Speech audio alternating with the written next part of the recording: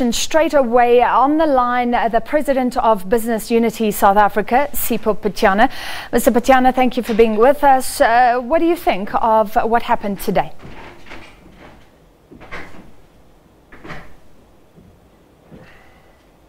And even Tito Mboweni himself let it out that it's time for younger people. He is not a candidate for the job, but they are.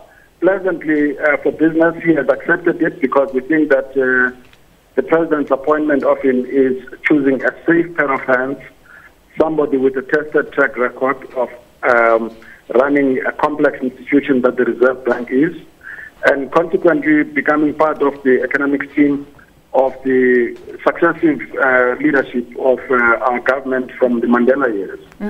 So we are very pleased about that. We would like to also commend Minister Nene, who has done something that is not very common in recognizing that he is lost the confidence of the public as a result of volunteering, and we appreciate his volunteering to give evidence at the commission, and that the public had lots of questions arising from that, and he fell on his sword. And we hope that others will take lessons from that very good example. Mr. Pityana, we don't need a run-of-the-mill finance minister right now. South Africa has slipped into recession. We seem to be completely out of step with global growth right now. Is Tito Mboweni the man for this specific job? Absolutely. He is President Ramaphosa has chosen somebody who is senior in the organization, who has the standing and stature to be able to face his colleagues head on and say we have to take some tough decisions here in respect of what needs to be done, and carry that in the party too. So he has not just chosen a run-of-the-mill Minister of Finance, he's chosen somebody who has the requisite political weight to be able to help the president pull everybody in line to be able to take the necessary decisions. He also has a very comprehensive, detailed understanding of our economic environment as well as the international markets. We also appreciate the fact that he has a business background, having left the Reserve Bank to pursue various business interests. There's a budget outlook coming up. There's a Moody's rating coming up. So this is a crucial time as well.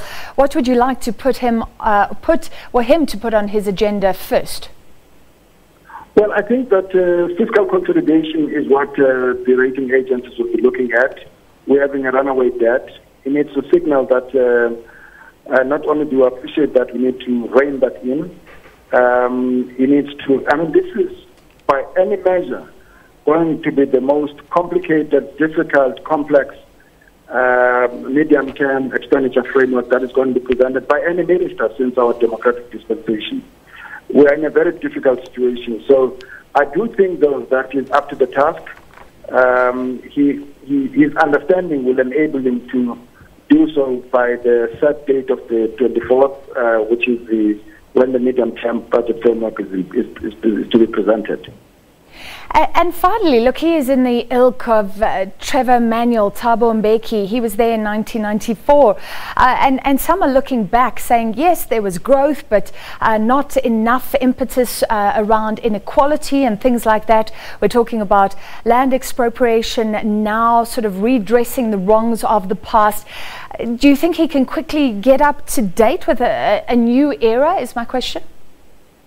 Well, I think that his association with the Mbeki years should be something that should hold him in good stead. Remember that by 2008, the economy was growing at 5.5%. Remember that during that period, you saw the fastest growth of the black middle class, and there you are in respect of the inclusive growth agenda. You saw increasing unemployment, albeit not at the requisite numbers. So it's not an era that was without its faults, but it certainly has with it certain properties that would suggest that there were things that we're doing correctly. And we need to bring those to bear and also take into account the fact that we're in a very different environment. We need new strategies, and that's why we need a compact between business, labor, and community and government. Mr. Pityana, let's end off with Nhlanhla Nene. Yes, he has resigned, but this is very unusual in South Africa. Can we at least commend him for admitting some guilt, for taking responsibility, something that we don't see often? Exactly, that's the point I made right at the outset, that first of all, he's taking advantage of the opportunity presented by the Commission of Inquiry voluntarily to give evidence and attest the fact that where in the past he had denied meeting with the family, he acknowledged that and opened up to the South African public. And indeed, he must have imagined that there would be negative reaction to that.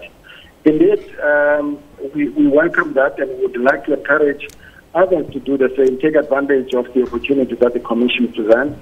But indeed, we would not like the Commission, though, to be a platform where people think that they shouldn't be going there in fear of punitive measures that arise from that. Because we need to know the truth and allow that process to run its course, and so that we can deal with the issues. But absolutely commendable. Yeah. Hopefully the truth sets us all free. Thank you very much, Sipho Pityana, President of Business Unity South Africa.